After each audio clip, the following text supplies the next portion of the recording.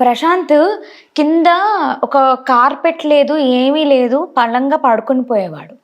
నేను అన్నాను, నువ్వు అలా పడుకోకు, నువ్వు అందరం పైన సోఫాల్లోనో లేకపోతే కార్పెట్లు వేసుకోనో లేకపోతే ఆ పింక్ రూమ్లో ఆ రౌండ్ బెడ్ మీదో ఏదో పడుకుంటున్నావు, నువ్వు ఒక్కడమే నేల మీద పడుకోవడం నాకు ఇష్టం లేదు Prashanth.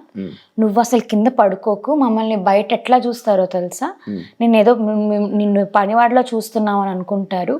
No, you are equal to us, మూసుకొని పైన పడుకో అని చెప్పా. ఓకే అంటే ముద్దుగా, అమ్మో మళ్ళీ ఇది మూసుకో అంటే మళ్ళీ దీన్ని వేరేలా తీసుకుంటారేమో బాగా జనాలకి. మరి అంతే కదా, వచ్చి మన పోస్ట్స్ లో నీ టాలెంట్ ఎక్కడ, వాడి టాలెంట్ ఎక్కడ, వాడి గోటుకు కూడా నువ్వు సరిపోవు అని నా ఇన్స్టాగ్రామ్ రీల్స్ మీదకి వచ్చి నాకు కమెంట్లు పెడుతుంటే మరి నేను భయపడినా?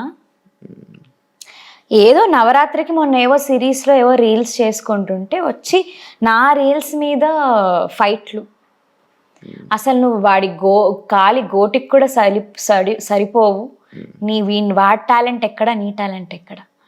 ఇంత పర్సనల్గా కమెంట్స్ చేసినప్పుడు చాలా హర్టింగ్గా ఉంటుంది.